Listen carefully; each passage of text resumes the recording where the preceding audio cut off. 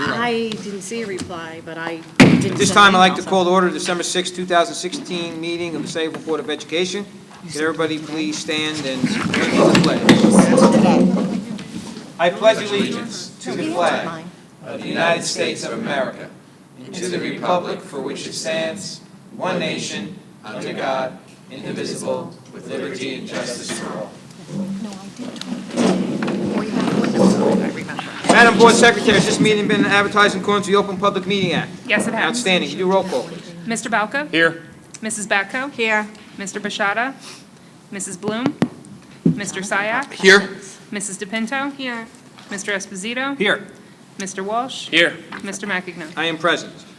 Can I have a motion to go, I make a motion to go into executive, sorry, that's your job. You can have one too. It's okay. I need a second. Make a motion to go into Second. executive. Okay, if you could please lead the resolution. Whereas Section 8 of the Open Public Meetings Act, Chapter 231, Public Law 1975, permits the exclusion of the public from a meeting in certain circumstances. And whereas this public body is of the opinion that such circumstances presently exist, now therefore be it resolved by the Board of Education of the Borough of Sayreville, County of Middlesex, State of New Jersey, as follows. The public shall be excluded from discussion of and action upon the hereinafter specified subject matters. The general nature of the subject matter to be discussed is as follows. Personnel, including but not limited to agenda items, and matters falling under attorney-client privilege. It is anticipated at this time that the above stated subject matter shall be made public at such time as the need for non-disclosure no longer exists. This resolution shall take effect immediately. Mr. Erin, Bal- can we also add student discipline, just to be updated on the one matter we received the letter on?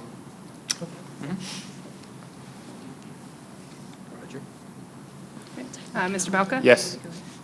Mrs. Batco? Yes. Mr. Syak? Yes. Mrs. DePinto? Yes. Mr. Esposito? Yes. Mr. Walsh? Yes. Mr. McAgnon? Yes, the board will go into executive session and reconvene in public at 7:30. Let me pledge. I pledge allegiance to the flag of the United States of America and to the republic for which it stands, one nation, under God, indivisible, with liberty and justice for all. Thank you. Madam Board Secretary, has this meeting been advertised in accordance with the Open Public Meeting Act? Yes, it has. Can you roll call?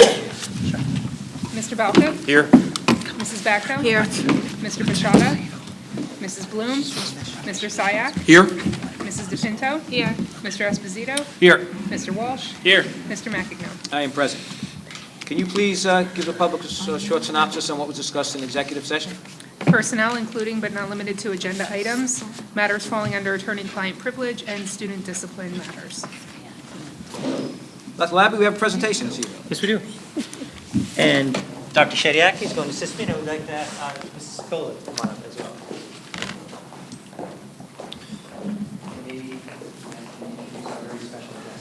Okay. Good evening.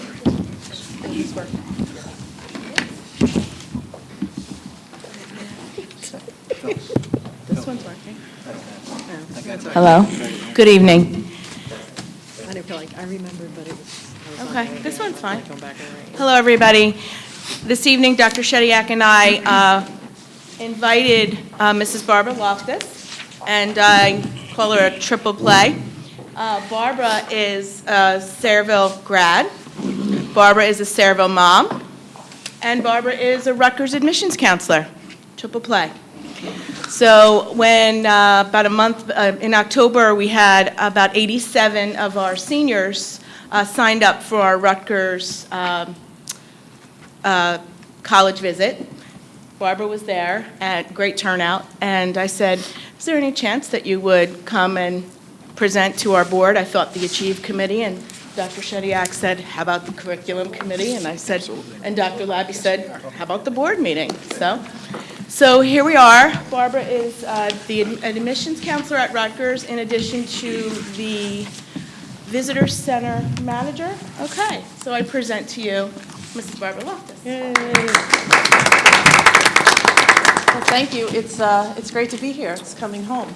Right, as Donna said, I am a Sayreville alum, a proud Sayreville alum. I left town to do my undergrad and came running right back. I live in the house I grew up in.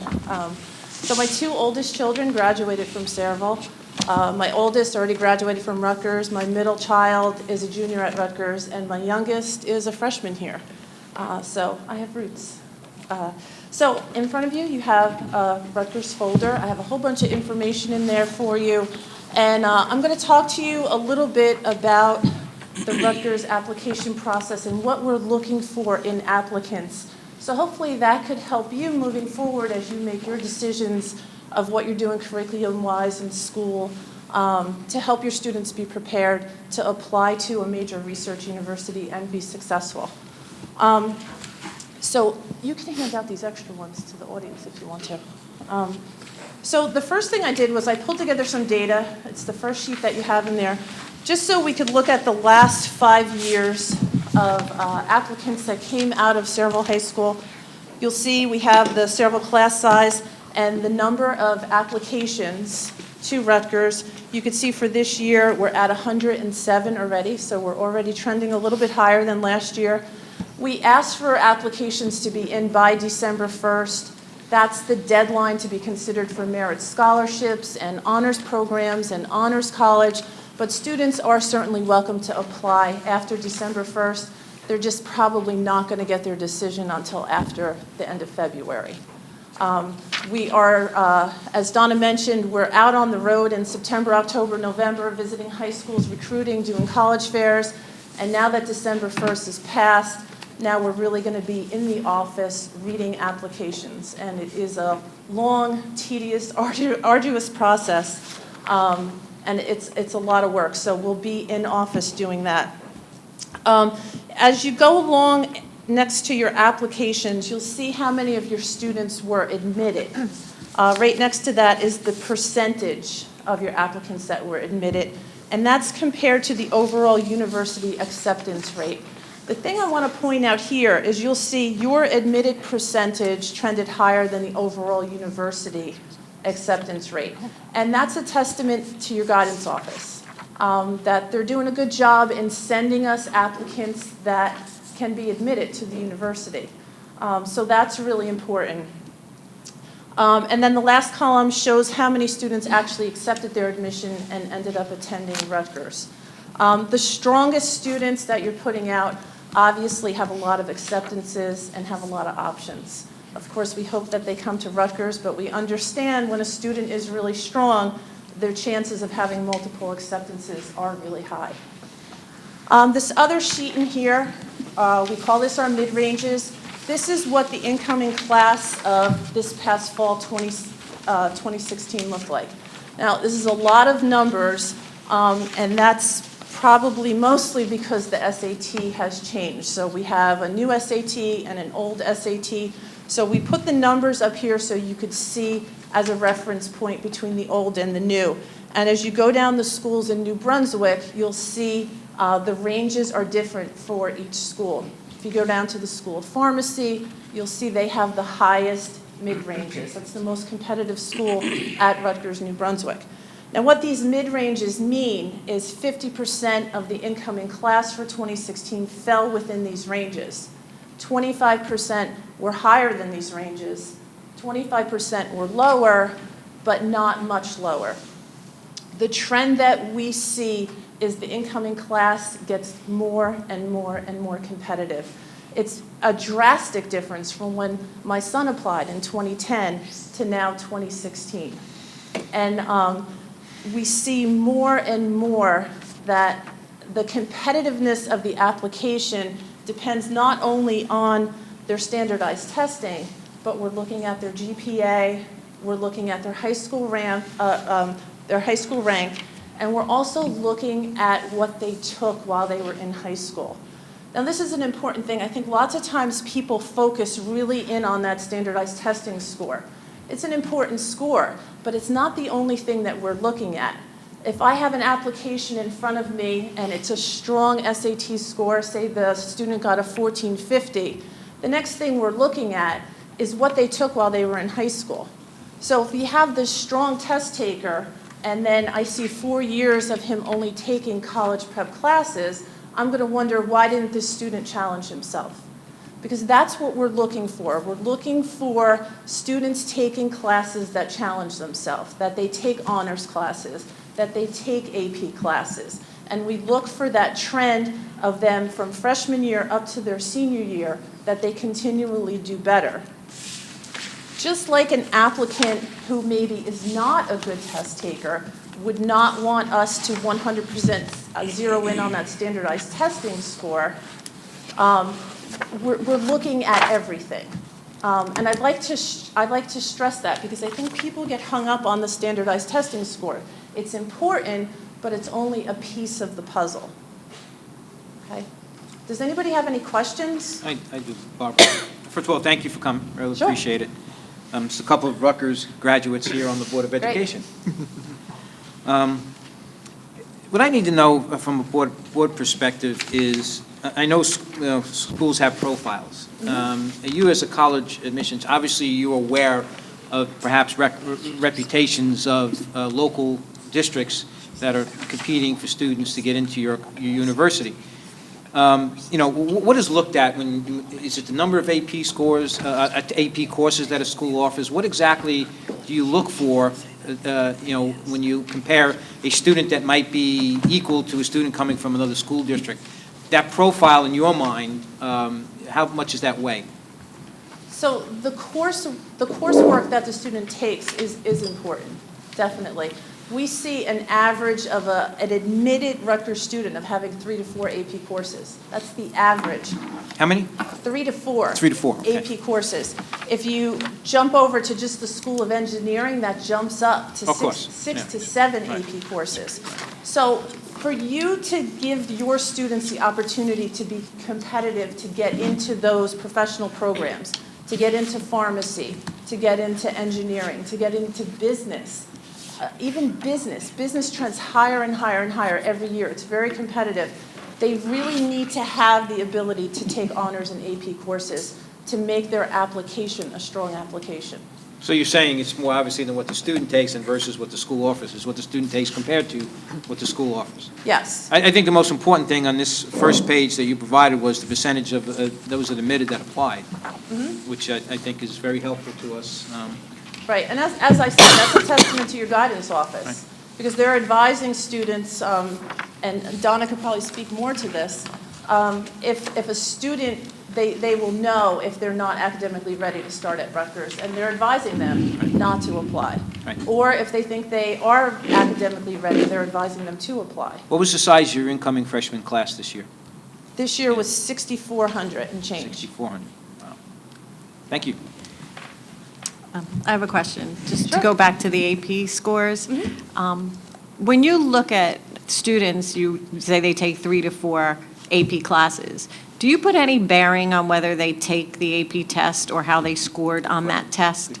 No, not in admissions. We don't even know if they took it in admissions, because that's not part of the application. Whether or not they took the test comes into play is obviously how they score on it. Those credits that they earn for the AP courses or for dual enrollment courses, the decision as to what they apply to at Rutgers is made at the school level by the deans. So that's not done in admissions at all. But while we're talking about that, we see a big difference between AP credit and dual enrollment credit at Rutgers. And I want to emphasize this is at Rutgers. I don't know what they do at other schools. But the deans do not look favorably at credits from dual enrollment classes. They view them as classes that students took to meet a high school requirement, and they see it kind of like as double dipping. I know my daughter took the dual enrollment honors accounting class here, and I didn't pay for the credit because I knew that it would not apply. She's an accounting major at Rutgers too. So, Yeah, but that's, as I caution you, that's only at Rutgers. I don't know what other universities do with them. Okay, and just to follow up on Mike's question, suppose, this is how I think I understood his question, but obviously not. When you have a student from, say, Sayreville or a school like Princeton, and say we offer 6 AP classes and they offer 20. So obviously, our students couldn't compete like we would, they have the ability to take more classes Right. at that. How does that get weighed in admission? Does that, in other words, like that's what I think, their profile would be different per se than ours would, wouldn't it? But we're looking at each applicant individually. And I know at a lot of schools, if the class isn't specifically offered as a class, because I know you need to put bodies in chairs to justify having a teacher teach the Right. class. A lot of these students are taking online AP courses. I mean, we see some applicants coming through and they have 11 APs in their senior year. You know that's not 11 taught classes, that some of those are being done online. And those are those top students that even can handle that kind of workload. Okay, so in other words, so if the Sayreville student were to compete with a different one, they could take the online classes, is what you're They saying? could, but I wouldn't phrase it as they're competing with that student. It's not like we have X amount of seats. Okay. You know, yes, we know what size class we want to bring in, and our profile is adjusted to that. But we don't compare students. You know, when we're reading an application, there's one application up on our screen. And we're looking at standardized testing, overall GPA. After I look at the GPA, I look at the grades because, you know, we could have a school that has a 5.0. I'll know that immediately if the kid's showing a 4.3 and then I look at his grades and he has a lot of Bs. You know, so that's why we're looking at the classes and what they got in the classes. So then you would just accept based on that, there's no numbers you ever look at when you do that in admissions? No. Is that Sometimes common in? Sometimes we over-enroll, and, you know, you have to accept way more students than you want Right. to have, you know, because students have options, and students don't necessarily, they might be admitted to Rutgers but not come to Rutgers. So it's a very calculated kind of thing to end up with the size class that we want to have. And luckily, I don't do that part of it. How much emphasis is put on the teacher recommendations? We don't take teacher recommendations. We don't take any Rutgers doesn't? recommendations. Okay, you don't take any of the Common App or anything, stuff like that? No, we don't, we're not on the Common App, we're on the Coalition App, Okay. which this is the first year for the Coalition App.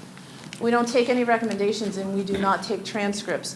What we have is a self-reported academic record. So as the student does their application, they're directed to a website where they input all of their classes and their grades for the 4 years.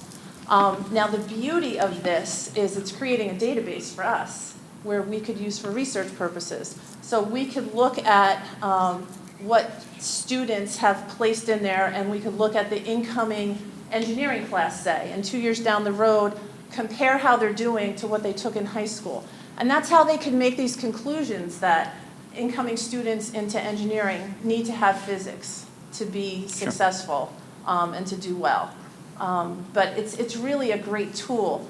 What happens at the end of the application process after the student graduates, they're definitely coming to Rutgers, we get their official transcript, and we do compare it to what they Okay, put. that takes that question. Yes, and there's usually one every year that's Not consistent. completely off base. And what happens in that case? Their admission is rescinded. Okay. One of the things that I talk about when I come into high schools too, I'm talking to seniors, and I know it. You know, I have 2 students who have gone through high school. Senior year, after you get your college acceptance, you know, that weight's kind of off your shoulders. You're ready to enjoy the rest of your senior year. But we look at your senior grades, and we do rescind admissions for people who drop off. So I really try to stress to them, now's not the time to relax. You need to prove that you're ready to jump right into all the rigor that Rutgers is going to present to you. So, and that's a really unfortunate thing because it's not going to happen until the summer, like July. So then this student loses their Rutgers admission, and where are they going?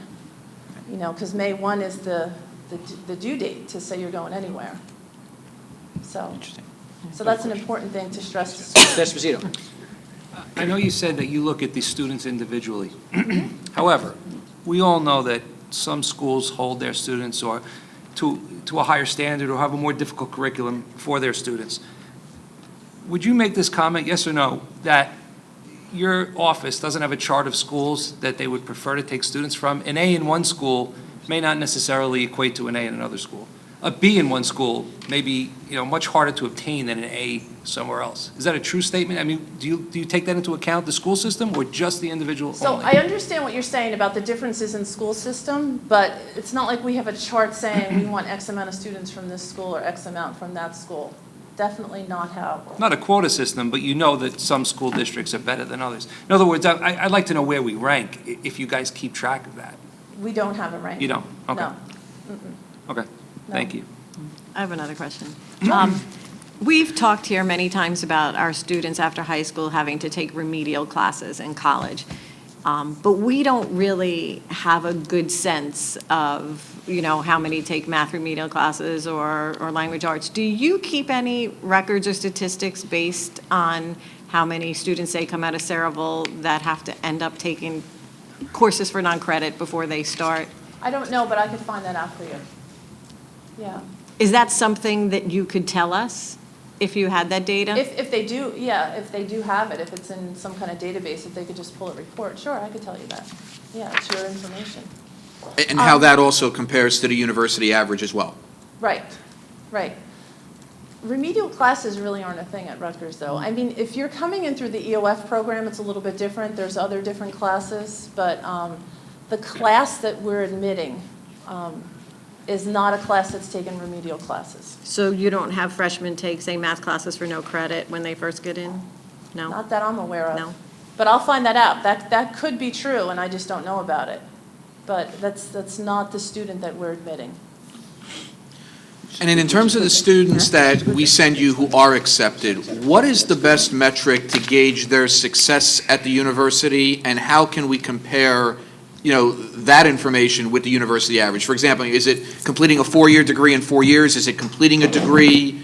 What's the best way to gauge that the applicant that we've sent you has been a success at the university? Right. So the number that we look at is a 6-year graduation rate. That's a national thing. They look at 6-year graduation rates because there's so many 5-year programs, and then there's other programs within university, like EOF, for example, that typically is going to take a student more than 4 years.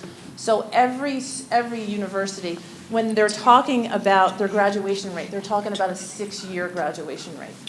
And ours is 80.2%. The national average is in the 60s.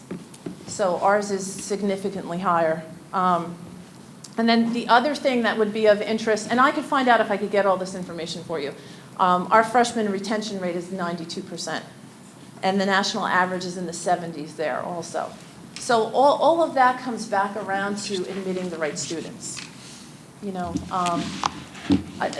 lots of times in the spring, we spend a lot of time on the phone with parents wanting to know why their students were denied. And, they're great students. And you know what? We do deny admission for good students. I'm not saying they're not good students, but it's just a testament of how competitive it is getting at a research university. Rutgers was just ranked 43rd in the world out of 22,000 universities. So academically, we're really up there. No argument. I have a question. Sure. Mrs. Scola, is that a metric that we often use when we're trying to guide our students on a school to choose? The metrics that she just mentioned in terms of the 6-year graduation rate, as well as the freshman retention rate. I think that's great information for our kids when they're actually looking at what schools that they might want to attend. Is that something that we go over, our counselors go over with the kids when they're looking at different schools? Yes. Can we access those metrics? We do, yeah. Great. Yeah, and the Naviance program gives us a lot of that information. We can research the colleges, the students can research the colleges right through the Naviance program. Wow, that's fantastic. And something interesting for you to know as well, my counselors do a Rutgers group, at least one, if not more, and we actually give the students their transcript. They sign up, we put them on computers, and the counselors go through and they start their SAR right with us, so that they're going home with half of their reported transcript already done. It would take too long, more than a period, to do it. It's a lengthy process, but they do start it in school, and quite a few of them sign up. Thank you, Donna. Sure. And a quick comment and then one clarification question. First of all, thank you so much You're for welcome. taking the time from a very busy schedule that I know you must have to be with us this evening. In the 30 minutes that you've spoken, I've learned a great deal, so I can't thank you enough for giving us this opportunity. My pleasure. Just to review a little bit, I know that you mentioned 3 specific measurements that you do look at, or 3 things that you do look at. You look at their SAT or ACT scores, you look at their GPA, and you look at the rigor, I believe you said, in the courses that they take. Is there any one of those that gets a particular greater weight when you're looking at the portfolio of a student? For instance, is there something that we can really, tell our kids to really focus on more of? Is it rigor? Is it those SAT, ACT scores, or is it getting that highest GPA that they possibly can get? Is there one thing that outshines the next? It's going to be the rigor with the GPA. Rigor with the GPA. rigor is important, but it's important you do well also. If you're going to take AP courses and get Ds in them, that's not good. Standardized testing is good, but, if you look at an applicant that has 4 years of honors classes, AP classes, and has done well, and has a 4.3 GPA, and maybe just a soft SAT, that's not a student you're going to deny admission to, because they've shown 4 years of strong academic work. So I would look at that as maybe they're not a great 7-hour test taker. Correct. That doesn't mean they're not a great student. But on the flip side, you could see a strong SAT score, and as I said, if I look at the 4 years of work and they've only taken general ed or college prep, I'm wondering, what's going on here that this student didn't challenge themselves? That's a weak application. That's what it is. You need all of those components together. Thank you. Just want to, I'm sorry, Mr. Sine, go ahead. So as I look at some of the stuff that we've done, we've increased the number of credits required for graduation and instilled some additional courses to support that. We used to have a half-day senior option here. We've eliminated that. You probably remember the half-day senior option. I do too. Senior. But that is now also gone. And we've also mandated that if you're going to take an AP course, you've got to also take the AP exam, otherwise you only get honors credit, and the board pays for the exam. And I think a lot of those things have been aimed at trying to increase our, for lack of a better term, our profile in terms of how our school looks.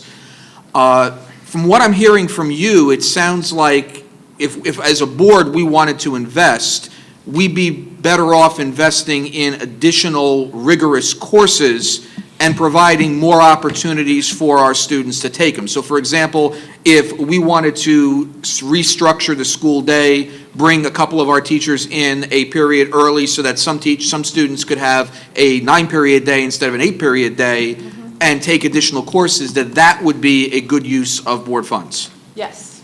And that would help gain, and don't get me wrong, our acceptance numbers here I'm very happy with. Right. But that would help give our kids a leg up in terms of getting into their school of their choice, whatever that school may be. Right, exactly. As I said, we don't know if they took the AP exam or not on their application. So that's not a critical piece of the admission decision, because we don't know it. We're reading applications now. These students will be taking the AP exams in the spring. The decision's already made by then. So that's not a piece of the puzzle.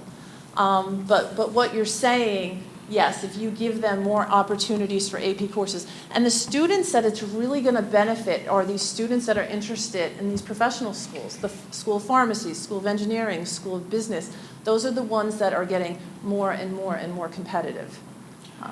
And then also gives them more of an opportunity to get into honors programs or the honors college. So I could talk a little bit about the honors college versus honors programs too, if you're interested in that. The School of Engineering would not be interested in whether a student took the AP Physics exam, or AP Calc, BC, anything like that? They wouldn't be interested at all? No. And do you put any weight on, and there's always been a debate I've had with people like National Honor Society induction and things like that, does that factor in when you're looking at an application? So we do look at their extracurriculars. Okay. But we also know that National Honor Society standards from high school to high school are very different. Right. So it's That nice, answers my question. It's nice to see it on an application, Right. but I understand. somebody's not going to be not admitted because they're not in National Honor Society. I just want to point out again to everybody on this chart that Barbara provided, I think, based on your answer to Mrs. Bacco's question about remedial courses, that you're not looking for that type of student to admit, that in 2016, we had an 82% admittance rate. 82% when the overall university was 58%. I think that's noteworthy. Absolutely. I mean, absolutely. So you have the right students applying. Right.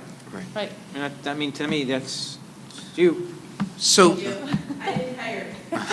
No, I mean, it is what, data is data, So Barbara, when we look at our school profile, we submit a school profile to each of the universities with our transcripts. what is the integral information, the important information on that profile that you really care about, that you utilize in some fashion? So we're not getting your transcripts, because we do the self-reported academic record. Our decisions are based on what the students put in that self-reported academic record. Okay, so how would you know, for example, that, the grading system's in place between schools? How do you get that information? So it's things that we know. We know if a school has a 5.0 GPA. 82% of our students come from New Jersey, so the people read in applications. It's just, there's a lot of it right in front of us. Like the Middlesex Academy, every class over there is considered an honors class. So that profile we've been so focused on crafting and putting stuff in that you don't use? No, and that's Okay. only Rutgers, so it's Okay. probably necessary at other For other universities. schools? Yes. Okay. Yeah, and I would say off the top of my head, schools outside of New Jersey. Right. The majority of our students come from New Jersey, and we're familiar with New Jersey. And the majority of our students attend university in New Jersey, too, so we've Right. definitely got that in common. Right. Any other questions? I think it's very informative. Any Inside- questions from the public based on the presentation? Okay. I'd just like to thank, Barbara, thank you again for coming out, Absolutely. really appreciate this. And Donna, thank you also for making this happen, because Mrs. Sokola, for background on this, I don't know how much Mrs. Sokola gave you. We've got a Vision 2030 initiative. We've broken the board off into 3 committees, and Mr. Esposito, myself, and Mr. McEnone are on the committee, looking at what the workforce, colleges, and the military are expecting of our graduates and how we can align our program. And Mrs. Sokola sent us an opportunity to attend a lot of these sessions where you come into the schools. Right. Unfortunately, we're at work.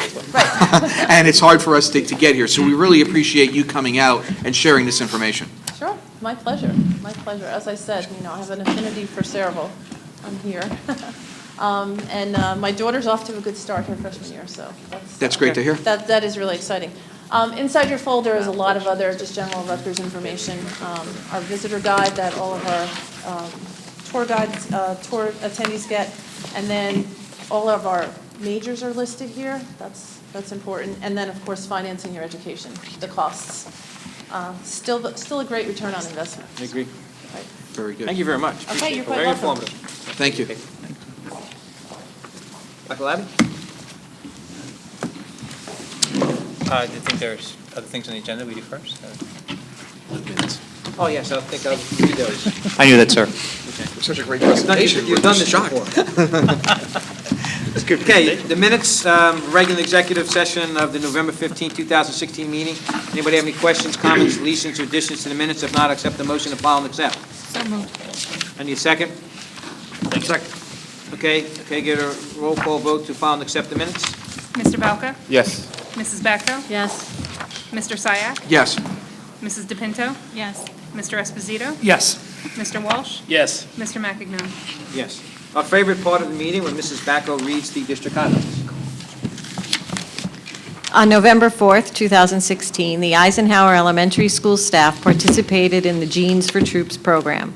Proceeds went to the GI Go Fund. The GI Go Fund has created a model for providing unparalleled support to our military veterans, leading the way with innovative services for veterans to help them with employment, homelessness, and connecting to their benefits. Eisenhower outdid the last 2 years' fundraiser of $236 and $240 by raising $255 this year. Congratulations to the Eisenhower staff for this worthwhile endeavor. The Dollars for Denim collection at the Samsel Upper Elementary School during the month of November was used to obtain and deliver gift certificates to local restaurants, which will assist the family of our own Nico Oneto. Many staff members helped organize the blood drive for Nico. The drive was a great success in collecting over 175 pints of blood, as well as a handwritten heartfelt messages for Nico to read. We ask that you continue to keep Nico and his family in your thoughts. On November 18th, the students from the Sayreville Middle School had the opportunity to hear a speaker from the Travis Manion Foundation. This presentation challenged the 6th, 7th, and 8th graders to live by the "if not me, then who" ethos. The Travis Manion Foundation was founded after the 2007 death of Lieutenant Travis Manion, USMC, who was killed by a sniper while saving his wounded teammates in Iraq. The foundation was created by his mother, the late Janet Manion, to carry the legacy of character, service, and leadership that our servicemen and women embody. The inspiration and movement is rooted in the words Travis spoke before leaving for a second and final deployment. If not me, then who? TMF inspires students to act rather than stand on the sidelines. This movement towards doing rather than waiting for someone else is the purpose of the TMF, and one of the students heard loud and clear.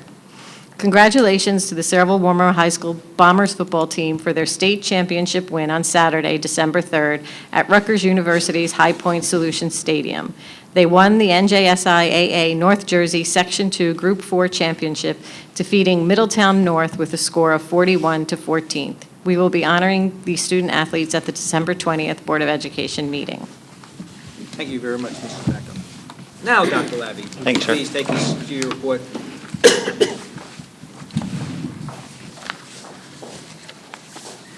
Thank you, Mr. McMillan. If I can bring your attention now to Vision 2030 Finance and Infrastructure. We'll begin with item number 3, which can be found on page 2. We're going to ask you to approve and accept the Clean Communities Grant from the Borough of Sayreville in the amount of $300 for the Eisenhower Elementary School. Number 4, which can also be found on page 2, we're asking you to approve non-public school security expenditure requests.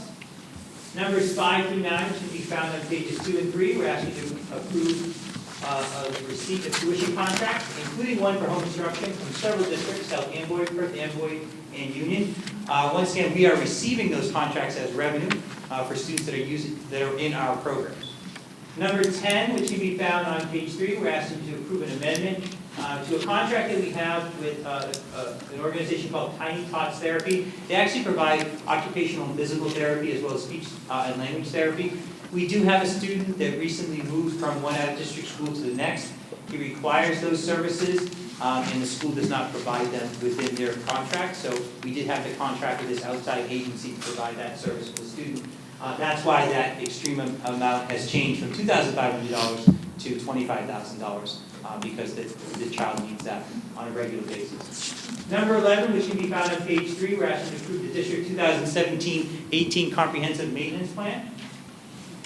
Number 12, which can be found on page 3, we're asking to approve a contract with the Acacia Financial Group to serve as financial advisors on refunding our bonds in the amount of $11,000. And the next two grants, the next two motions actually go with the refunding.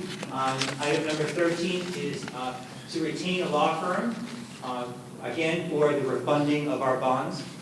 You can find that on page 3 and 4. Number 14 is actually the resolution in which you are going to be authorizing us to refund those bonds. That can be found on page 5. Number 15, which can be found on pages 5 and 6, we're asking you to approve the submission of an amended application for funding under the No Child Left Behind Act. As you know, sometimes we do not use all of our funds. We have to carry those funds over. Dr. Shediak and Ms. Hill work together to do a final report.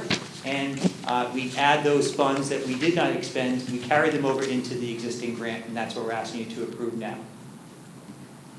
Number 16 can be found on page 6. We're actually retroactively approved of the amended salary grant offsets through the NCLB application from July 1 through June 30th. Numbers 17 through 31 and numbers 34 through 35, 17 through 31 are on pages 6 and 8. 34 and 35 are on the addendum. We have several building permits, some of course for fees in accordance with our district fee schedule. Number 32, we do have several student trips. You can find them all on pages 8 and 9. And finally, number 33, we're asking to approve bedside tutoring for 2 students who unfortunately are in the hospital, as well as nursing services for a student participating in winter sports practices at the high school. You can find that on page 9. Any questions on Vision 2030 Finance and Infrastructure? Oh, I thought he had a question. All right. For number 4, the non-public security requests, how is that determined since it's, is that by bid process? Is it a state contract? How are they done? It's actually all handled through the New Jersey Educational Services Commission, so they go out to bid for everything for us. The New Jersey Education Commission Yeah, does it? they handle the whole process. So do those schools pick, or? They do. They get allotted money based on their enrollment from our district, and then they have whatever they want to spend the security money on, and it's all handled through the Educational Services Commission. They have to follow the same rules as we do. They follow the same rules? 192 or is that 193? I'm actually not sure which one it's under. Yeah, we also receive grants tied into this, Right. the 192 or 193 grant. To cover the entire amount? Yes, It does? yes. Doesn't cost us anything? No, Okay. and we're It's all really the grant. go-between. It's Okay. money that the state allots for the non-public schools, and we just have to administer it. So we pay Okay, the so we don't vendor? have anything to do with the decision process at all? Do we pay the vendor or the school? We pay the vendor. But we don't pick the vendor? The And other actually, school I think picks the we're- vendor? I think we'll actually just pay Educational Services Commission. Okay. And they'll pay the vendor, but we still have to board approve the process. Okay. For number 13, the legal services, I noticed there's no cost in here, and I know we had talked about this at the finance meeting, because unless there is one, is there a cost in here? I don't Oh, see you know one. what, I didn't put it on there because it wasn't on it last year when we board approved it. Right, and I remember we talked about, because last year, there was a cost quoted to us, and then the cost came in much higher. So do you sorry. have a approximate cost? Could we put a not to Yes. exceed on here? Well, there's really not a not to exceed with legal firms. Their fee is $16,500, which is what it was last year. The only thing additional we paid them was for other services like advertising, FedEx, things like that, and it came to, I think, 400, expenses. So it came to about $490 So this is going to be 16,500 this year? for or their no? legal fee, For and the then legal any fee? of their expenses would get passed on to us if there really are expenses. Okay. Yes. Yeah, and obviously, this is not my firm, it's the bond firm, but those costs are typically a function of the overall amount of the, being financed. So typically, it's a fixed cost. I mean, you could set a not to exceed if you wanted to, but it could change the whole deal, because the way that the bond is written typically is that the legal fees in a bond deal are a function of a percentage of the overall amount that's being Right, financed. but are we going into a contract with them with a fee for 16,500 as a fixed fee? That's my question. For their services? For their yes, services, But then yes. for any of the fees that they incur on our behalf, like Okay. for advertising, we would reimburse them. We could pay it directly to the vendors instead. No, but the 16,500 is It's set? for them, yes. Also, number two, I'm going to abstain on number two. Anybody else? Moving along. I bring your attention now to Vision 2030 student achievement. We have two motions there. One is to retroactively approve the admission of a kindergarten student who did not attend a preschool program, and we on page 10. And number two, we're asking to approve several co-curricular activities, also on page 10. Any questions, comments, concerns? Seeing none? Vision 2030 governance. Number one, we're asking to approve the November 2016 HIV report, as well as any investigations or recommendations that I've provided you via the portal. I think there were several cases that we uploaded in there for you. Number two, our governance committee did recently meet, and we have several, you can see them here, policies and regulations that were revised that we need you to approve for first reading. Any questions on Vision 2030 governance? Just a question on the policies. Just a comment on the policies. Mr. Balk asked me the question before the meeting that these policies look duplicative. The 4-1 series are the certificated staff. The 4-2 series are the non-certificated staff. Thank you, Mr. Sire. Seeing no other comments or questions, I move on. Vision 2030 personnel. Number one, we're asking to approve several leave of absences for the 2016-17 school year. You can find them all on pages 11 and 12. Number two, we're asking to approve a volunteer unpaid coach for the high school basketball team. You can find that on page 12 as well. Numbers 3 and 4, we're asking to approve one certified as well as one non-certified substitute. Those can be found on pages 12 and 13. 5 and 6, we're asking to approve professional days. Number 7 and 8, we're asking to approve approval to restore salary increments for 2 employees. You can find those on the addendum. And finally, number 9, which is also on the addendum, we're asking you to approve the suspension and termination of the custodian.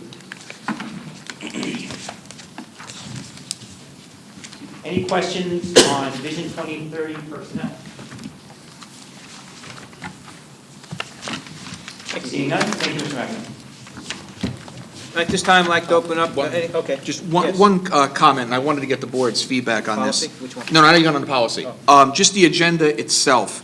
I think there's an opportunity, like if you look at page 7, we've got all of our building use requests, and every one of them starts out with the superintendent recommends, and so moves the Board of Education, and you got 3 or 4 of them for AA basketball.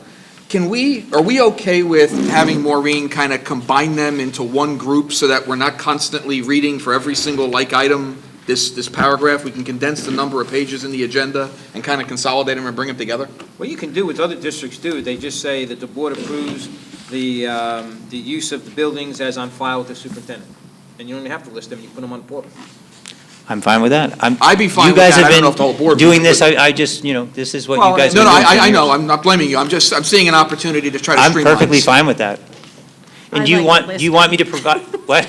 I like it listed. Some districts do that for trips too, Yeah. they say. approve Yeah, the because trips as I on like file. to, I don't know, I like to see the dates and when You can list things are them on going the on. portal. If you don't like the portal. Well, one of the things, No, maybe, it's I not mean, on the portal. unless we can meet, somewhere in the middle, one of the things that I could do, Mr. Syak, is have the, superintendent recommends and so asks the Board of Education to approve the following building permits. That's And what I then- was And list them, suggesting. right, And And then list list them in them. one item And then down on the listen, list. I can definitely do that. Because then you could probably condense at least the whole page. Yeah. And that might be better too, so the public can see them as well. It would make it easier to read. And the same, Okay. in the same You got place it. in other areas. Well, we in- do it similar with the trips we've been Right, doing. Exactly, and if there's Okay. any other opportunities in the agenda to do that, to get us down to a smaller Well, and agenda. I think that the greatest effort was personnel, where we moved to the graphs and the charts for the personnel. That's helped out a lot with that, too. Yeah. That being said, I mean, one of the things that we have done is we've moved toward more attachments. For instance, I know that there was a time when I got here, if a job description was, we're asking you to approve, or even a policy, it was like included in the agenda. So we've made an attempt to lower the amount of pages on these things, but we can definitely make that change. Right, but if the public goes and looks at our agenda, the policy is going to be listed online, right? The details of the policies are online? No, we provide the attachments here at the The meetings. copies of the policies are there. Now, they are provided with the minutes, I believe. Are they? The attachments? Yes, they are, Yeah. they are in the I believe minutes. so. They're on the Yeah. portal. Yeah, it's in the minutes, but if we post the agenda online, but we don't post the attachments to the agenda online. Why not? It's just something you've never done. We've provided the attachments here at the Well, because we didn't have actual all these meeting. attachments before, it was always in the agenda, so we didn't have to put it online, but now, so the public doesn't see? Well, the public that comes to the meeting sees it. Yeah, but that's like 10 people. So then nobody gets to see the attachments? Right Except now, us? and you do when you see the minutes, The minutes are The minutes, posted, yes. but that could be a while, right? right? Post them. Is it that difficult to post them, the Um, attachments? No. I we didn't can- realize they We can weren't get the posted 'cause I district don't- webmaster to do it. Yeah, I would say whatever we hand out here, if we can get it We posted. could probably do that. Madam Board Secretary, can you see to Okay. that? Yeah. All right. Okay, anything else? If not, I'll open up to the public for any comments or questions on agenda items only. I will open up again to the public for any business may become before the board. Any questions or comments on agenda items? Seeing none, I'll close the public portion, accept the motion to accept and file the superintendent's report. Oh, wait, I'm sorry, just for the agenda? Yes, yeah, any other thing you have, we'll open up again very shortly. Okay. So moved, Okay. second the motion. Okay, Mrs. DePinto and Mr. Syak. Roll call vote to accept and file superintendent's report. Mr. Balca? Okay, yes, with exception noted. Mrs. Batco? Yes. Mr. Syak? Yes. Mrs. DePinto? Yes. Mr. Esposito? Yes. Mr. Walsh? Yes. Mr. McAdoo? Yes. Finance and Infrastructure Committee, anything going there? No meeting. Student Achievement, Curriculum, anything? Yes, we met. Yes, we did.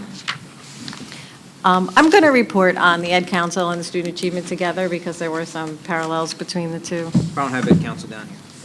That's it. Oh, well. One of the things that we talked about at the Student Achievement and at the Ed Council meeting was a standard-based report card. And I guess there were some concerns on the teachers' part for the actual inputting the data into the parent portal and whether, at least how I understood it, whether that was, now that we're going to the standard-based report card, is it necessary to put all of that information now in the portal because it's not numerical graded, whatever. So Dr. Shediak has scheduled meetings with the parents all through January after they receive their report cards. So I expect that we'll get some feedback from the parents to see how that's going. Also, we discussed the PSATs at the curriculum meeting. There's a discussion going on of no longer offering the PSATs during the day. If you remember, we had just moved them to the day not that long ago, and now there's discussion to moving them back to Saturday. We spent a lot of time talking about block scheduling. We're going to request Mr. Glahusky to attend the next meeting to discuss the schedule. There also was on the Ed Council agenda was block scheduling. And there seems to be a concern, and we don't have the details yet, on whether teachers are going to be requested to teach 6 classes versus 5. So hopefully, we'll be able to get numbers as to see how many teachers, if the teacher schedules are going to change. Needless to say, that didn't go over well at the Ed Council meeting. So is anyone here have any questions about block scheduling that you want the committee to address at the next meeting when we meet with Mr. Glahusky, or is everybody okay with moving forward on block scheduling? Are we only looking at an AB block now, or are we looking at a semester type block? There was, Let Dr. Labby answer. The committee that has been working on this for now 2 years with Mr. Glahusky, they took a look at both a semester block as well as an AB block, and it was almost unanimous that they wanted to move forward with an AB block. Okay, I'm just curious that, how they were. yeah, no. And when we say move forward, we mean for September? No. Okay, Moving that's good. forward in terms of developing a mock schedule and then running through simulations to see how it would work out in terms of the workload for teachers. And when Dr. Labby said committee, he's not talking about our committee, he's talking about the committee of teachers that. Committee of Right, Teachers right. at the high school. So, they did a lot of investigating. I got to give commendations to Mr. Glahusky and all the teachers that were part of this committee, because they spent an exorbitant amount of time researching the different types of blocks. And then, obviously, there's predominantly 2 types of block schedules, your semester block and your AB block, but then there are derivatives of those. So they spend a great deal of time talking, researching, and then going out, and they visited, I believe, 6 different school districts that are implementing block schedules. So they've spent a great deal of time, but they needed to give Mr. Glahusky direction in terms of what kind of model schedule to construct so that we can plug it into Power School and run simulations to see how many teachers would be teaching how many courses. So the direction that they gave him was, and overwhelmingly, that they wanted him to develop an AB schedule and then to run the simulations based upon that. He's still in the process of running those simulations, by the way. So there really is nothing conclusive for him to report. Hopefully, there will be when he meets with the Student Achievement Committee in terms of the amount of classes people will be teaching. So he's not coming before the board, he's coming No, before... it's coming from the. Student Achievement Committee. Oh, okay, I misunderstood, I thought he was coming Yeah, before the board. yeah, so I was just wanted to know if anybody had any. So in an AB schedule, specific- when they talk about teaching 5 or 6 classes, they mean they would be 3 Three blocks blocks. on the A and then 3 on the, rather Correct. than a 3 and 2. Right. As opposed to a semester where you would have 3 in one semester Right. and 3 in the next. But we don't know how many That's what I was teachers trying to- that would affect until. Right, we don't know that No, I yet. understand, that's why I was, Might be but that's why I was Right. asking the question, I didn't know Right, what. so that's, we're looking for those type of Yeah. numbers. We're still from- researching, Kevin. No, and listen, I am not in a hurry. If anything, my concern is more on the other side, that I don't want to move too fast because I know this is a major change. Right. If we were to do this, what time frame are you looking at? September of 18? Next Monday? After Christmas. I mean, it's all dependent upon, when we come up with a schedule. I would think that if we were to come up with a schedule that everyone is agreeable to, we would probably spend all of next year preparing our teachers for that. That's my other concern. Very good. So you would talk about potentially implementing something in, 2018-19. And Dr. Shediak did give the committee, and I don't have it with me, some feedback from the block committee. And it was in forms of, I guess, a letter that Mr. Gluhusky had written, and it was back in August. If you could send that to the whole board, I think that would be very informative for them, so that there were some things about the AB versus the other block, and I think that information would be good for you to have, because this is the first time we've been seeing it, too. Okay, I think that's all. The only other things we discussed at Ed Council, which is a continual, it's a recurring problem, it's been for as long as I've been on council, is printer problems again. So I think the Finance Committee is going to have to address that, probably in the budget process. We also talked about the quarterly exams versus the midterms and the finals. And there just seems to be some concern the teachers have with absenteeism during quarterly exams. So Dr. Labby's looking into that.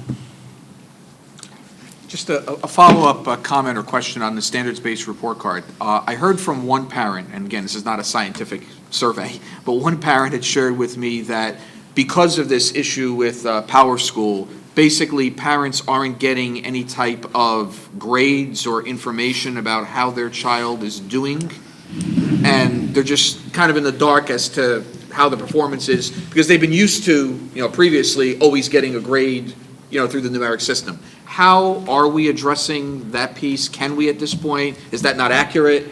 Okay, for the first trimester is not ended. It officially ends on December 9th.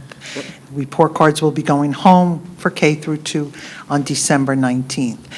We're still working out some of the bugs with Power School and how we will have the grades inputted in there for the parents to see. Parents have been informed about grades, papers are going home, and so on to the parents. So parents are seeing those. Progress reports went home to parents.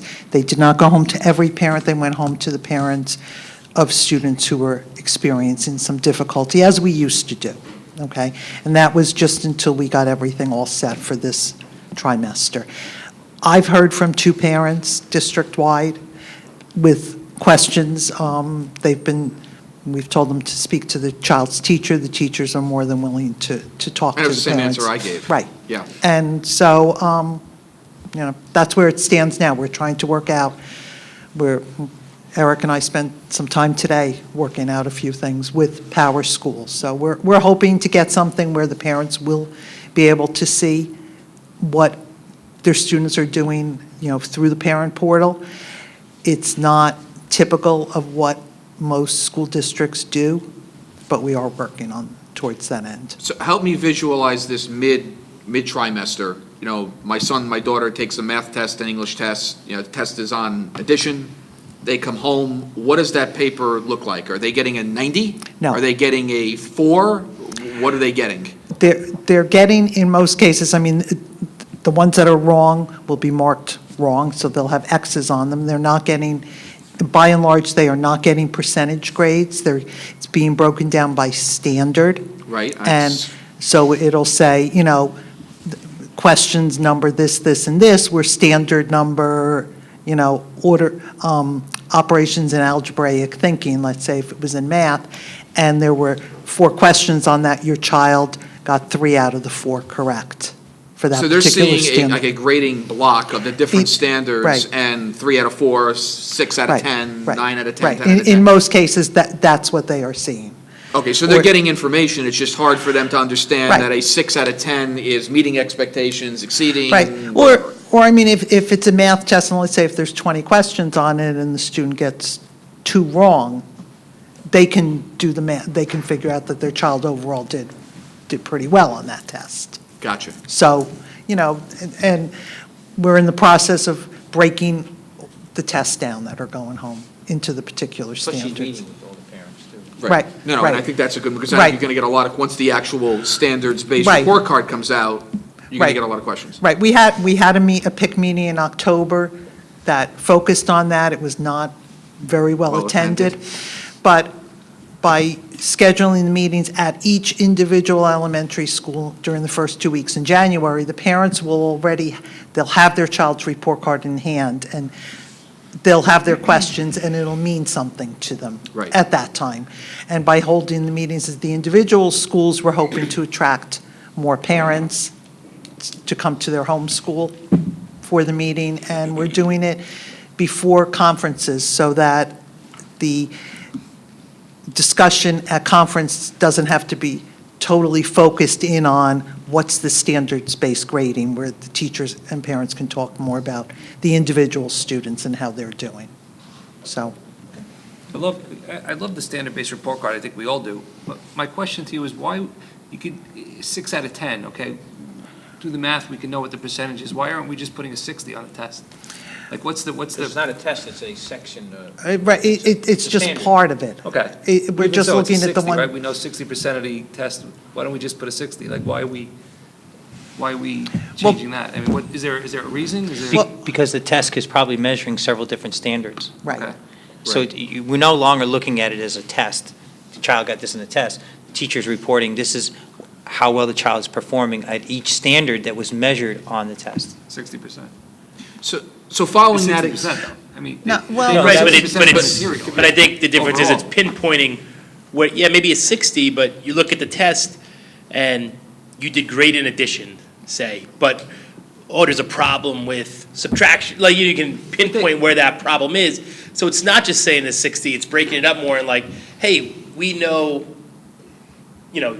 this is where you need help, Am I wrong? 6 out of 10 is, 6 out of 10 is. No, but it's not just 6 out of 10. Kinder. It's kinder. So following that logic, if a test is testing on 5 different standards, is this as simple as getting the 5 different standards at the top of the page and saying, once the test is completed, your child exceeds expectation on single number addition, meets expectation on Exactly double what it's number saying. addition? Right. That's what it's Right. saying. Oh, so it does go that extra Yeah, step? yeah. Right, Oh, I'm thinking we right, just have a 6 no. out of 10. No, No, it's no, per no. standard. The exam It- sheet Oh, is see, per it's that standard. didn't, I didn't It's come per across to me standard. either. Thank you. Right, right. So if I'm sorry. getting that test back, I actually can see by a check mark or something that my child meets expectations on single number division, but doesn't meet it on double number Right, division. on that particular assessment or that particular assignment. The old way, That's the old what I way was we, trying to say. the old way we Right. used to assess. Oh, okay. So picture this, child takes a math chapter test. And the old way we used to do it was we'd correct the test and we'd say, child got an 85 on the test, all right? But you don't know how well the child was doing on particular skill sets. So now the new way of doing it is the child exceeded expectations on this standard, that standard, and this standard, but maybe the 3 or 4 questions the child got wrong was on a standard. The child is not meeting expectations on this standard. So this tells the parent a lot of information that, my child is doing really well with these particular standards, but this one standard, my child is just not getting. Tells the teacher that. It tells the teacher that too. So it gives far more information. The other thing it does too, it makes our teachers who are already very familiar with the standards even more proficient with the standards and the criteria that students need to demonstrate to meet and exceed those standards. Can you share with us a completed math and reading assessment and Sure. send one home? Take the student's name off of it. Let's see what one of these actually looks like.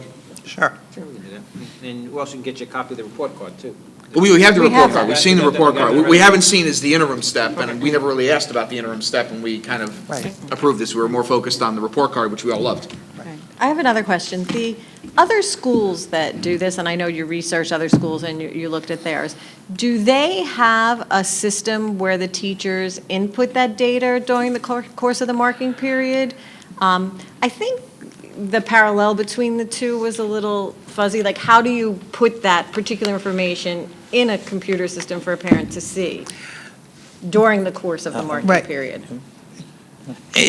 There really is no software out there. There's no student information system that is completely compatible with standards-based report carding. Even though they say they are. Right, so is it better to not put anything in? Is it more confusing to put something in? Or is it better to just, the parent to look at the individual tests and follow? I think the mean, approach that Dr. Shediak and Mr. Glock-Malloy have come up with, while it's not perfect because the software is not compatible for it, I think it's going to do just exactly what Dr. Shediak said. It's going to indicate to the parent per, assessment how well the child did on, the standards that were assessed during it. So I think it's going to communicate what we need to communicate to parents, maybe not as effectively as it would if it was a software designed for that very thing.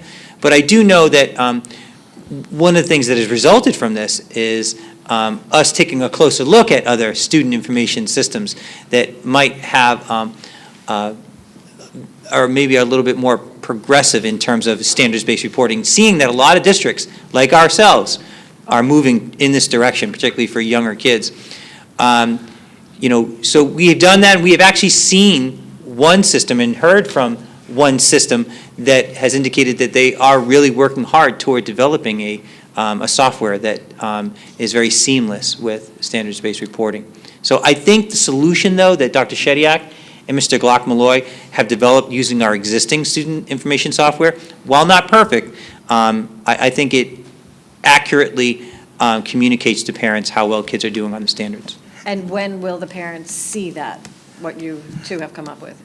Well, we're hoping, depending on how it goes, we're hoping to begin that for the second trimester. This first trimester has been really one of trial and error with the entering into Power School, and so we did not want to make that available to the parents at this time. And quite honestly, many districts do not have anything available electronically to parents. I mean, the parents find out through the assessments that are going home and when they get report cards, and as we've been doing this marking period. So we are trying our best to do something where the parents can stay informed as they were, with the parent portal for traditional grading. We're hoping to get to that point, but. One of the things that we don't want to do either is we've really worked hard. Mr. Glock-Malloy has worked tremendously hard at getting more parents and more parents on the portal and getting more and more parents to access that portal information. We're emailing report cards home. We're emailing progress reports home. I don't know if we want to take a step backwards, in terms of not doing that anymore. So I think that taking this approach, I think, is the most prudent, approach to take. Did we see this as a gap before we launched this, or did we kind of discover this after we went live? Because it really wasn't highlighted to the board as a risk. Now, No. in our defense, or in your defense, we didn't ask either Right. what the risks were. Well, I mean, we didn't, I Well, don't you think we may- classify you may it, have. I I didn't wouldn't realize. No, we wouldn't classify it as a risk. We were told that the new Power Teacher Pro, which is the new grading program through Power School, had the capability of doing standard-based grading. So they said, and I believe Mr. Glock-Malloy explained to them kind of what we were looking for, and they said, okay, we can do that.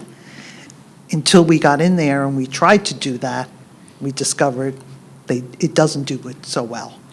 And that was probably mid to late summer at that point, and It was we were late more summer. passionate about the going forward with the standard-based report cards because of the benefit that it's going to give us. Right, and yeah, I mean, let's not lose focus of why we're doing this. Right. And we don't want the fact that our software may not be able to, seamlessly, communicate in the way it did for traditional grading.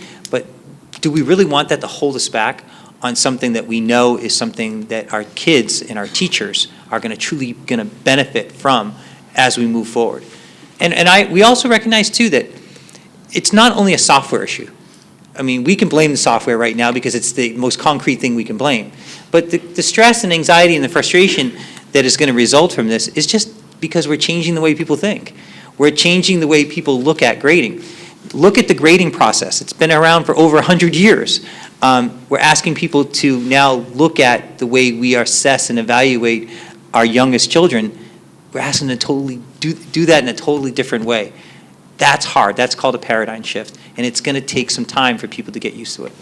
Okay, good discussion. More to follow. All right, policy. You saw the output of our committee. We approved it tonight. Okay, good job with those and More to come. getting it done. Personnel? We just had a brief meeting earlier today and just looked over the updated vacancy sheet. Okay, anybody have anything for discussion? How many vacancies? Do we have a lot? No. No? No. Anybody have anything for discussion before I open up for the public? I just have one thing I wanted to say.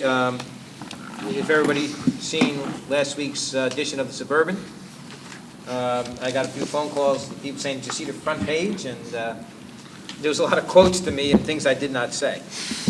Namely, when we got into the conversation, one board member brought up the charter schools in East Brunswick, It said that Mr. McEnroe said that we're sending students to a religious charter school, and that kind of bothers me, McEnroe said, because it brings the question of religion and state into picture.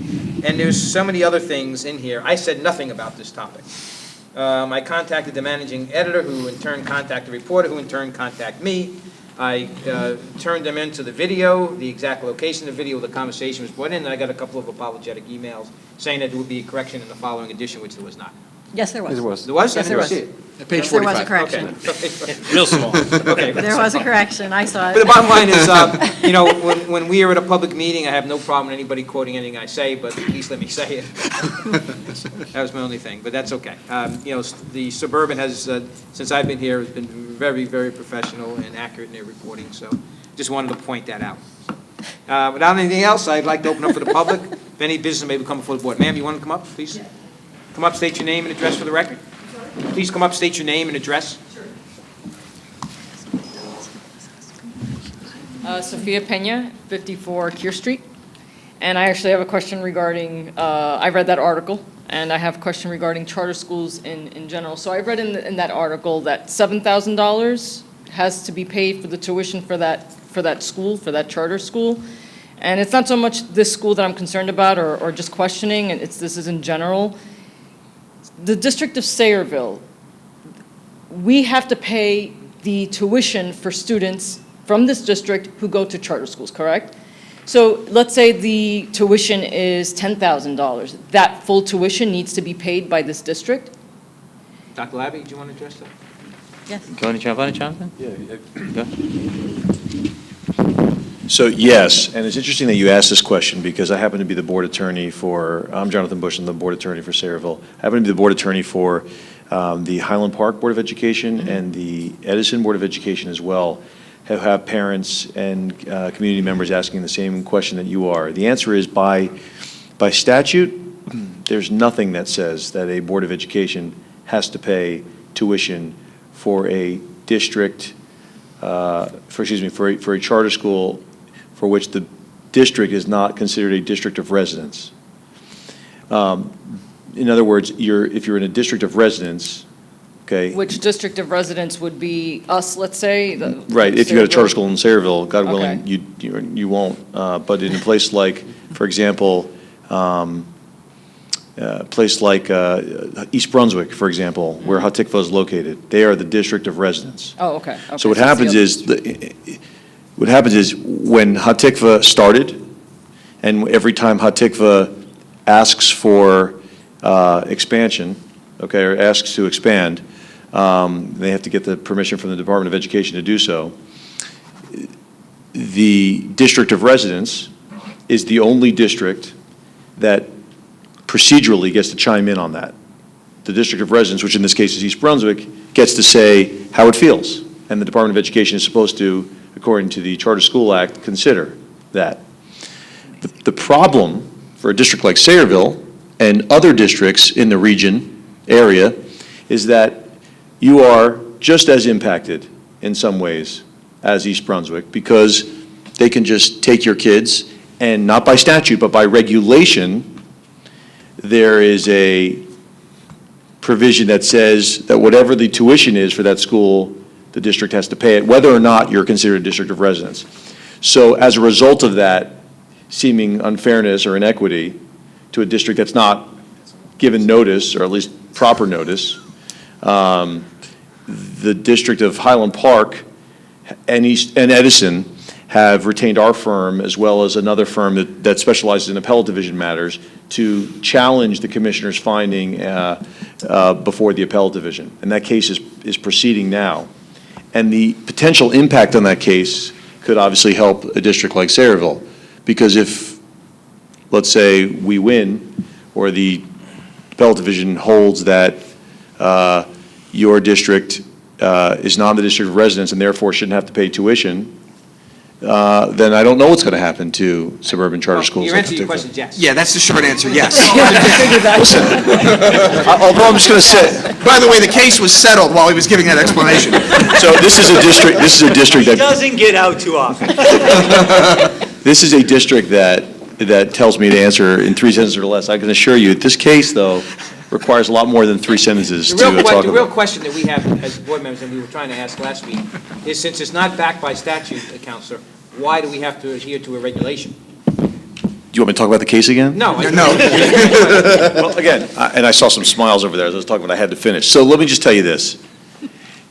Because the regulation requires you to do so. So boards of education are tied down by statutes and regulations.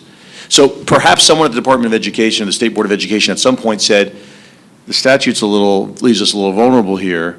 We got to bridge this, and they may have done so by regulatory fiat, and that's what we're challenging So in that case. your question, then, madam, is if students in Sayreville opt to go to that school, do we have to pay the tuition? Any The answer is school, yes. let's say it's any. Yes, in the general. answer is yes, but So, there's we legal do. concern about it, And then obviously. how much does it cost for a year, for tuition for our students yearly? Isn't it like $4,000 or something, like No, it's much 35? more like than that. For a student in Sayreville? What's a high school tuition? I think it's 11,000. 11,598 is, I think, our highest. And the rate that we end up paying for the charter schools is determined by the state. So they actually send us a calculation, and it's based on our state aid. And they weight the enrollment, so I know in the article they said 6.5.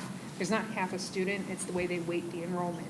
to Okay, come so up I'm with the sorry. figure. So our tuition, so it's not 4,000, like what we spend on a pupil on a yearly basis ranges from what? From, From 10,000 to almost 12,000. so then it's prorated, you could say. So they take a percentage of what, so let's say a charter school costs $10,000, then they just take a portion, are you saying? They Right, do the some charter school calculation? doesn't actually send us a bill or anything like that. They don't determine the rate, the Department of Education does. So it comes from the state.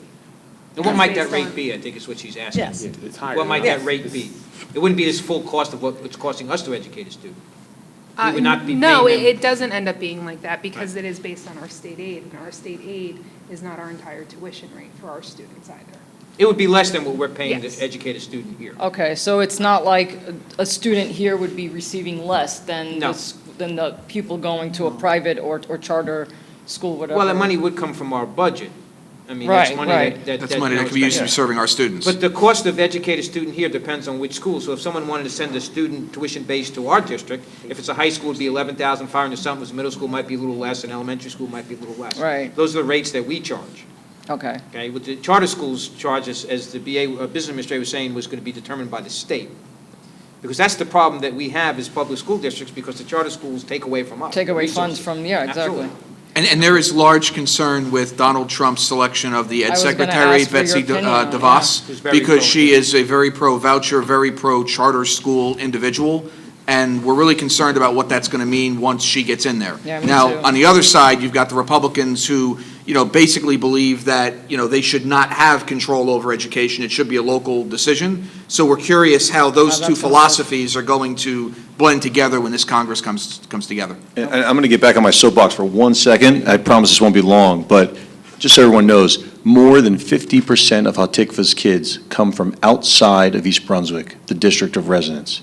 So if you think about the impact of that on your district and other districts around the state who send kids, it's pretty significant. None of those districts have any opportunity to truly object to the And- process. And what we found out a couple of weeks ago through Dr. Labby is that there was an application to open up a charter school in Old Bridge to the State Department of Education.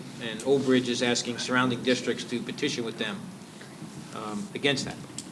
Is your position to stand against the charter school? Well, mine is. Yes, and actually, I think we asked for a resolution to be placed on our agenda to oppose that. Yeah, but we were supposed to get it from Old Bridge, was supposed to provide something to us. So I'm still working on getting it. Okay, so yes, we already Yes. talked about that at our last meeting, we're taking formal action. And we will put that in writing in the form of resolution, which carries more weight than us just talking about it. We want to be uniformed in the resolution. The Across the districts want to be districts. uniform in the resolution. Right. Okay, just for clarification, just for all this numbers, what exactly did Sayreville pay to this East Brunswick school in a yearly tuition per child? I think it was, it was less than, 7,000. I have the board secretary's report in front of me, and this year we're scheduled to pay about 102,000 for all of the charter schools, but we don't have the adjusted amount yet. It's based on an estimate at the beginning of the year. So, and it's probably going to increase this year, so we have to get the ASSA counts, which were just finished at the end of last week. So we what should is get a the revised. estimate for a yearly tuition? So 102,000, how many kids does Yeah, how that many kids? represent? We could just, Do you have I any don't idea? know offhand, but I can absolutely get you that information. Yeah, if you could do that, Yes. we get into it. Three different, right? We have three different? We have 3 or 4. Does that answer your Yeah, your it does. question? Thank you. There's three, Okay. And there's if you actually have further questions, if you three want to different contact, charter schools Ms. that Hill kids from regarding Sayreville go that, to. she can get you that info. right, but I think with all the numbers, I don't know that it was all that clear. If you have any further questions, information, ma'am, you could just No, no. email us, the Board of Ed, and we'll get it to you. All right, thank you. Any other questions or comments?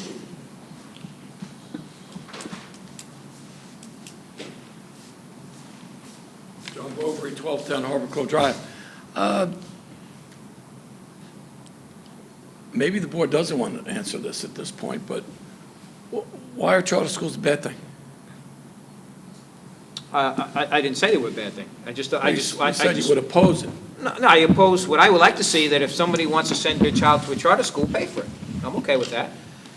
John, in my opinion, And I don't know if they're a bad thing or not. I'm asking. well, I don't know if they're a bad thing, but I know that they don't have to adhere to the same regulations that we do. They don't have to educate the same students that we have to, including special needs students. And I don't feel it's fair that our money can go there and they can, if a kid's performing poorly, they can get rid of them. If they don't have to accept a special needs student. To me, that's, taxpayer money shouldn't be going there when they're not going to adhere to the same regulation. We have to educate everybody who lives in Sayreville. We don't get to pick and choose our students. I got you. I mean, that's my opinion. Yeah, no, I just know there are. John, there's a very good book called The Great American Schoolhouse that I read about a year ago. That was based on the report done in the 1970s about a nation at risk when charter schools started to become around. And the whole idea of charter schools in this book, and they have a lot of references and cite sources in there, was designed to educate students that couldn't get educated in a normal school environment. And that was the whole idea for charter schools at that time. And what it has morphed into, according to the author and what she has cited, is that these charter schools are skimming the very top, the cream of the crop from the regular public schools, to go there, not taking the same percentage that those schools have with special needs students, and then saying, look how much better we're doing. That was some of the concern. The jury's out. I can't tell you I'm the smartest guy in this room about charter schools, but I know that, we're doing a pretty good job here, and, money is tight, and if we have to start paying for charter schools, then where does that money come from to educate the students here? The statistic that we have at the national level, too, is that only 17% of charter schools outperform traditional public schools. Now, that, again, that's a nationwide statistic. Obviously, if you go to a charter school in an inner city, a Newark, a Camden, you're probably going to get a different dynamic to that statistic. Sure. But nationwide, you're looking at 17% outperform traditional public schools. With a life cycle of 20, 30 years? Could be. Yeah. That's all, doesn't sound bad. No, a lot to learn for all of us, I think, about charter schools. Thank you, John. Anybody else? If not, okay, if not, I'll take a motion for adjournment. So moved. Second motion.